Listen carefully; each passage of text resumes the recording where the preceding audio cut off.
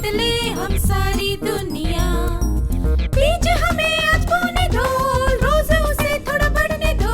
छू लेंगे आकाश हम, मन के विचार हकीकत बने। सिद्धि फल से आनंद देंगे, कोशिश कर बढ़े, सोच बुलंद करे।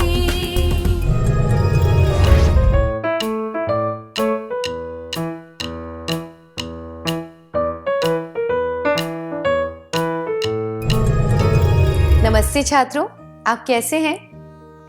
क्या हम आज के सत्र की शुरुआत एक क्रियाकलाप से करें? आपको कुछ चित्र दिखाए जाएंगे जिनमें चेहरे के भाव और हस्त मुद्राएं दर्शाई जाएंगी। क्या आप बता सकते हैं कि इनमें क्या दर्शाया गया है और क्यों? लज्जा, गुस्सा, लिफ्ट मांगना। कृपया चुप हो जाइए। बहुत बढ़िया, धन्यवाद। क्या आपको पता है कि जब आपने चित्रों के बारे में अंदाजा लगाया तब आप अनुमान लगा रहे थे? अनुमान लगाते समय हम अपने पूर्व ज्ञान और अनुभव के आधार पर किसी चीज के बारे में राय देते हैं। मैं दोहराती हूं, अनुमान लगाते समय हम अपने पूर्व ज्ञान और अनुभव के आधार पर किसी चीज के बारे में राय देते हैं। अब एक क्रियाकलाप करेंगे। आपको स्क्रीन पर कुछ वीडियो दिखाए जाएंगे। वीडियो में लोगों की भाषा और पोशाक देखकर आपको पता लगाना है कि ये लोग किस जगह से हैं। आप तैयार हैं?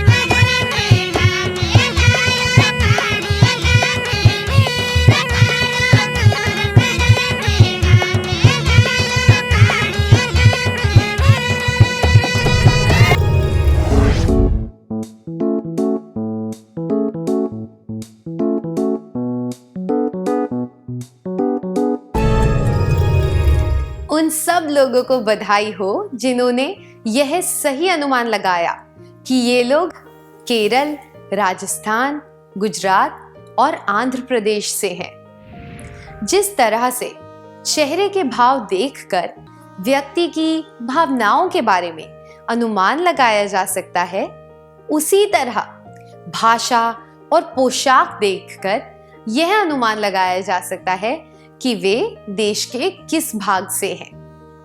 इसी तरह भाषा या बोली के आधार पर हम यह पहचान सकते हैं कि वह व्यक्ति किस क्षेत्र से है। आइए एक क्रियाकलाप के द्वारा यह जानने की कोशिश करते हैं। अब आपको स्क्रीन पर कुछ दृश्य दिखाए जाएंगे। क्या आप पहचान सकते हैं कि ये बोलियां किस क्षेत्र में बोली जाती हैं? एकदम से अंदर होगा। अंदर होने की क्या बात है? तो नाव चढ़ाई का मतलब? अरे तो हमने नाव का जानबूझ के चढ़ाई है? नहीं, बड़े अनजान हो ना। यह भोजपुरी है। बड़े बात कर दी मैं। कैसा मिलेंगी नाम से लड़की? मुगलपुरे का चप्पा चप्पा मालूम मेरे को, लेकिन उसमें एक नीलूफर कैसा मिलेंगी? यह हैदराबादी हिंदी है।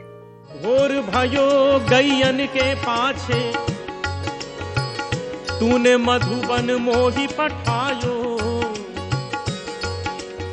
चार प्रहर बंशी बट। यह ब्रज भाषा है। अरे कोशिश ये थी कोशिश, जान तोड़ कोशिश करी, मगर मैं भागने दूं तब ना एक को दी मैंने पटखनी कि वो लंबू निकला भागने को, मैंने पकड़ के टांग। यह भोपाली हिंदी है। अंकल जी, ए छोरी के बावड़ी हो गई तू के अंकल अंकल करे सा आइए ना, इधर आइए। तना चाहना पड़ा के आफत आ गई सा। यह हरियाणवी हिंदी है। अनुमान लगाने से हम भावनाओं, इशारों, संस्कृति, देश, क्षेत्र इत्यादि को जान सकते हैं। अनुमान लगाने के फायदे।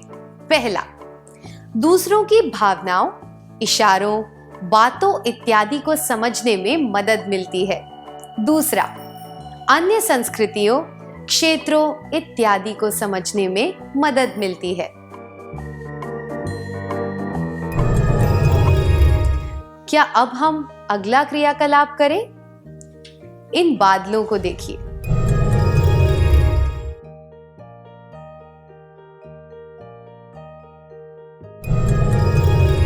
आपको क्या लगता है आगे क्या होने वाला है?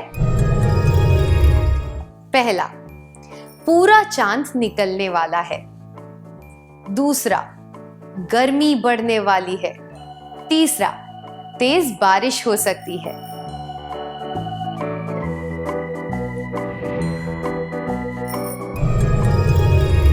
जब हमें काले घने बादल दिखते हैं तो हम यह अनुमान लगाते हैं कि बारिश होने वाली है।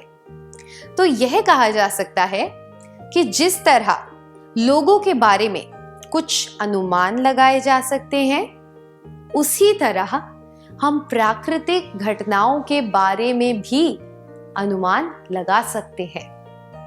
मछुआरे इन अनुमानों के आधार पर ही हवा के रुख और मछलियों के होने के बारे में पता लगाते हैं। इसी तरह किसान हवा और बारिश के बारे में पता लगाते हैं। अनुमान लगाने के फायदे।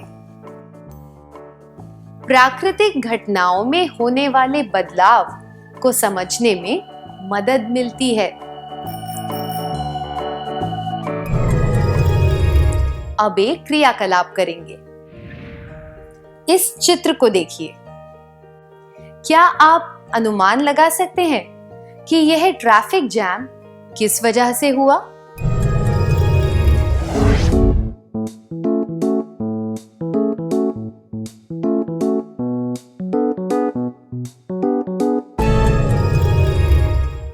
धन्यवाद।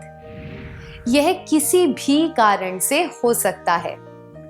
कोई रेलवे फाटक बंद होना, कोई दुर्घटना, धार्मिक जुलूस, गिरा हुआ पेड़, धरना इत्यादि। हमने एक ही चीज के कई कारणों के बारे में क्यों सोचा? हम सब अपने व्यक्तिगत अनुभवों के आधार पर अनुमान लगाते हैं, इसलिए हमने अलग अलग कारण बताए। हमने जो पढ़ा होता है या जो दूसरों से सुना होता है, उसके आधार पर भी हम अनुमान लगाते हैं। जब हम किसी चीज के बारे में सुनते हैं, तब हमारा दिमाग उससे संबंधित घटनाओं को याद करता है जो पहले घटी थी। इससे हम यह अनुमान लगाते हैं कि यह घटना पहले घटी हुई घटना जैसी ही होगी। तो हम कह सकते हैं कि हमने जो पढ़ा, सुना या अनुभव किया हो, हम उसके आधार पर अनुमान लगाते हैं। मैं दोहराती हूं, हमने जो पढ़ा, सुना या अनुभव किया हो, हम उसके आधार पर अनुमान लगाते हैं।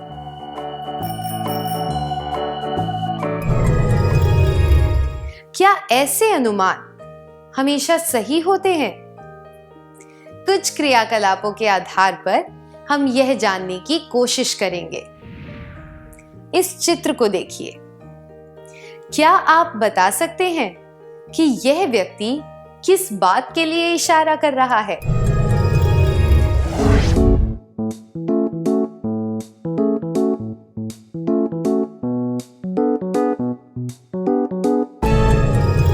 धन्यवाद।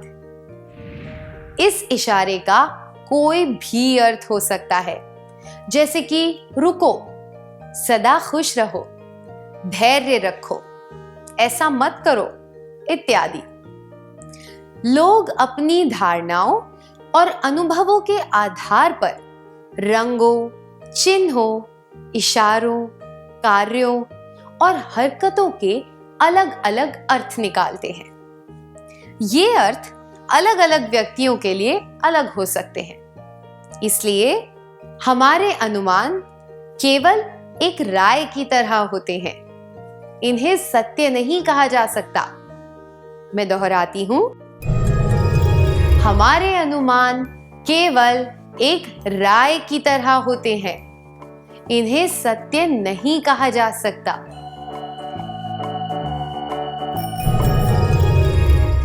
अब एक कहानी सुनेंगे। मनोज रोज एक जवान लड़के को बस स्टॉप पर देखता है। वह व्यक्ति अपनी मोटरसाइकिल पर बैठे हुए मोबाइल फोन पर किसी से बातें करता है। जब वह मनोज को देखता है, तब वह मुस्कुराता है। मनोज भी उसे देखकर मुस्कुराता है। एक दिन मनोज की बस छूट गई। उसने उस व्यक्ति से निवेदन किया कि वह उसे मोटरसाइकिल पर स्कूल छोड़ दे। तब उस व्यक्ति ने बताया कि उसके पास कोई मोटरसाइकिल नहीं है।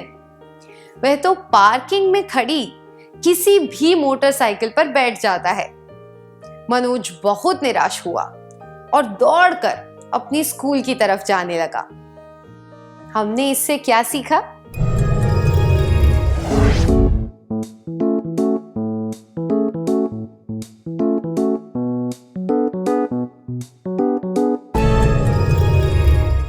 अपने जवाब देने के लिए धन्यवाद। यह धारणा रखना गलत होगा कि हमारे सारे अनुमान सही होते हैं। ऐसा हो सकता है कि हम कुछ अनुमान लगाएं, पर वह अनुमान उस परिस्थिति के लिए बिल्कुल गलत साबित हो जाए।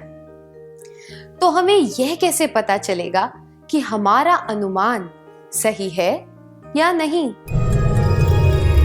जब हम किसी चीज के बारे में ज्यादा जानकारी एकत्रित करके उसका विश्लेषण करते हैं, तो हम संभवतः यह जान सकते हैं कि हमारा अनुमान सही है या गलत।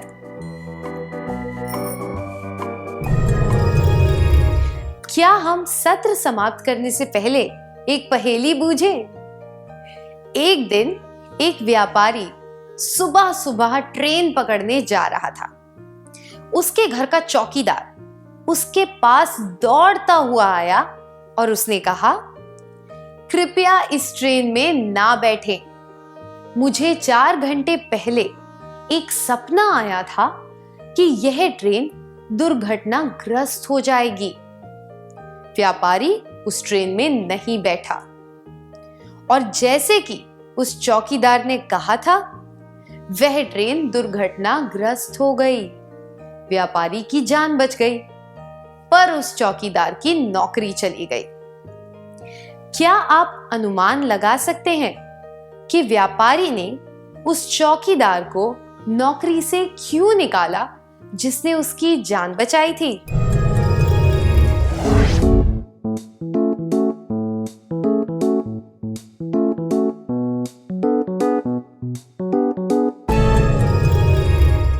व्यापारी ने यह अनुमान लगाया कि चौकीदार रात को काम करने की जगह सो रहा था, इसलिए उसने चौकीदार को नौकरी से निकाल दिया। मैं आशा करती हूं कि आप भी सही और उचित तरीके से अनुमान लगाते हुए अपनी समीक्षात्मक सोच को विकसित करेंगे। क्या अब हम सत्र का सार संक्षेप कर लें?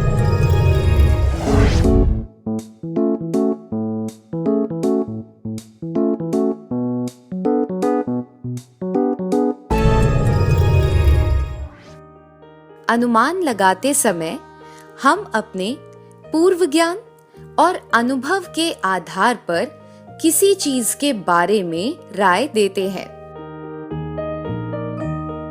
अनुमान लगाने के फायदे। पहला, दूसरों की भावनाओं, इशारों, बातों इत्यादि को समझने में मदद मिलती है। दूसरा, अन्य संस्कृतियों, क्षेत्रों इत्यादि को समझने में मदद मिलती है। तीसरा, प्राकृतिक घटनाओं में होने वाले बदलाव को समझने में मदद मिलती है। हमने जो पढ़ा, सुना या अनुभव किया हो, हम उसके आधार पर अनुमान लगाते हैं। लोग अपनी धारणाओं, अनुभवों और काम करने के तरीकों के आधार पर अनुमान लगाते हैं।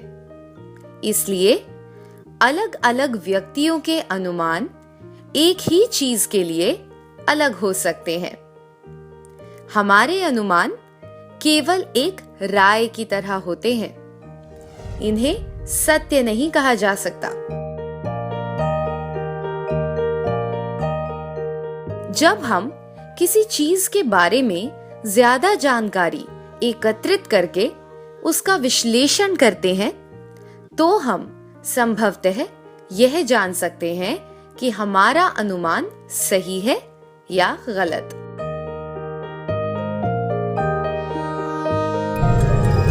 आपने बहुत अच्छी तरह सार संक्षेप किया, धन्यवाद। क्या अब हम थोड़ा गृह कार्य लिख लें ताकि ये बातें हमें अच्छी तरह याद हो जाएं?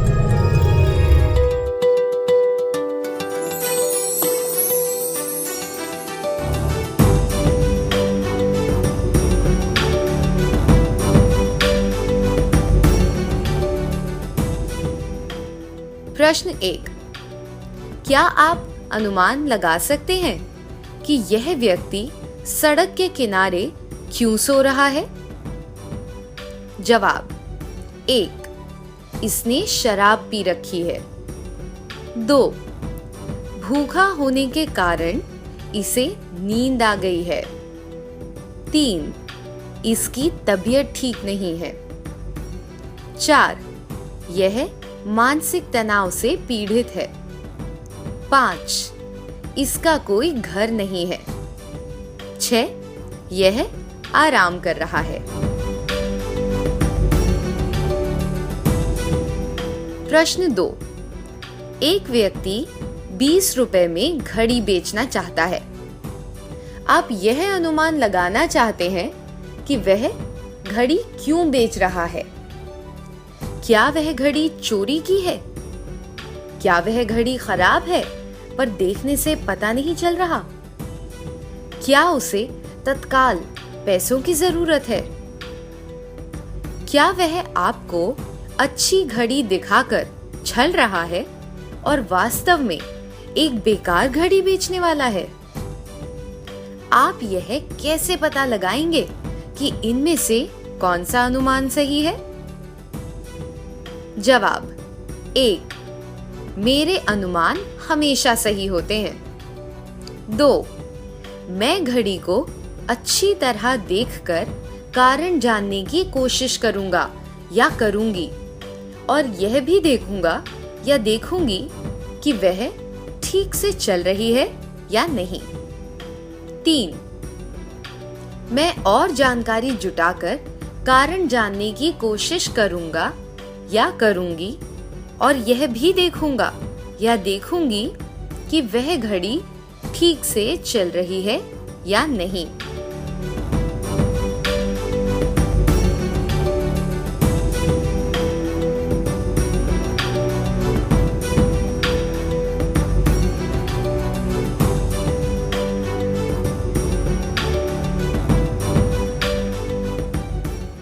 कृपया अगले सत्र में आने से पहले इन प्रश्नों के सही जवाब पहचान कर लाएं, ताकि हम इनके बारे में चर्चा कर सकें। तब तक के लिए अलविदा।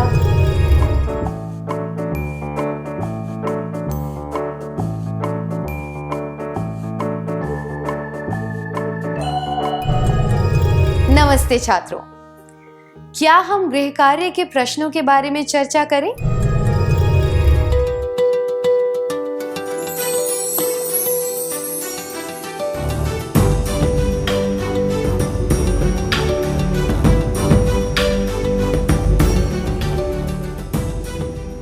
प्रश्न 1, क्या आप अनुमान लगा सकते हैं कि यह व्यक्ति सड़क के किनारे क्यों सो रहा है? पहले प्रश्न के लिए अगर आपने इनमें से कोई भी जवाब चुना है, जैसे कि इसने शराब पी रखी है, भूखा होने के कारण इसे नींद आ गई है, इसकी तबीयत ठीक नहीं है, यह मानसिक तनाव से पीड़ित है, इसका कोई घर नहीं है, यह आराम कर रहा है, तो ये सारे जवाब केवल अनुमान है। आपने पहले जो भी पढ़ा, देखा या सुना है, उसके आधार पर आपने यह अनुमान लगाया होगा। हम सत्य तभी जान सकते हैं जब यह व्यक्ति नींद से जागकर खुद हमें बताए। यह भी संभव है कि हमारे सारे अनुमान गलत हों और इसकी वजह कुछ और ही हो। आपका जवाब क्या है?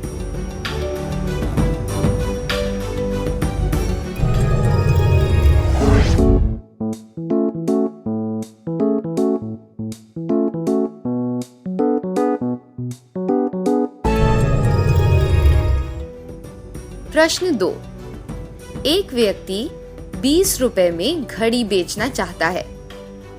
आप यह अनुमान लगाना चाहते हैं कि वह घड़ी क्यों बेच रहा है। क्या वह घड़ी चोरी की है? क्या वह घड़ी खराब है पर देखने से पता नहीं चल रहा? क्या उसे तत्काल पैसों की जरूरत है?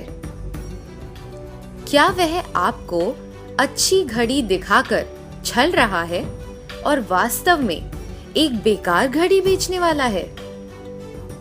आप यह कैसे पता लगाएंगे कि इनमें से कौन सा अनुमान सही है? दूसरे प्रश्न के लिए यह जवाब, मेरे अनुमान हमेशा सही होते हैं, अनुचित है, क्योंकि अनुमान हमेशा सही नहीं होते। इस बात की कोई गारंटी नहीं है कि पहले आपके अनुमान सही निकले थे तो इस बार भी सही निकलेंगे। यह जवाब, मैं घड़ी को अच्छी तरह देखकर कारण जानने की कोशिश करूंगा या करूंगी और यह भी देखूंगा या देखूंगी कि वह ठीक से चल रही है या नहीं, भी अस्वीकार्य है। घड़ी को देखकर आप घड़ी कम दाम पर बेचने का कारण नहीं जान सकते। आप केवल यह पता लगा सकते हैं कि वह घड़ी अच्छी तरह चल रही है या नहीं। यह जवाब उचित है। मैं और जानकारी जुटाकर कारण जानने की कोशिश करूंगा या करूंगी और यह भी देखूंगा या देखूंगी कि वह घड़ी ठीक से चल रही है या नहीं।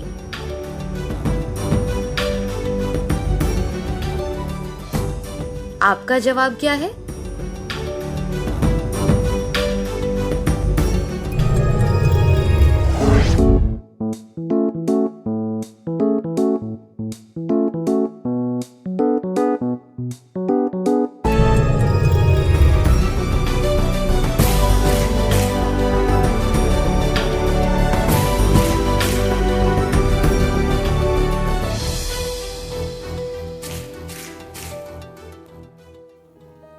क्या आपके अनुमान सही थे? अगर हाँ, तो आपको बधाई हो। चलिए अब हम अगला सत्र शुरू करते हैं।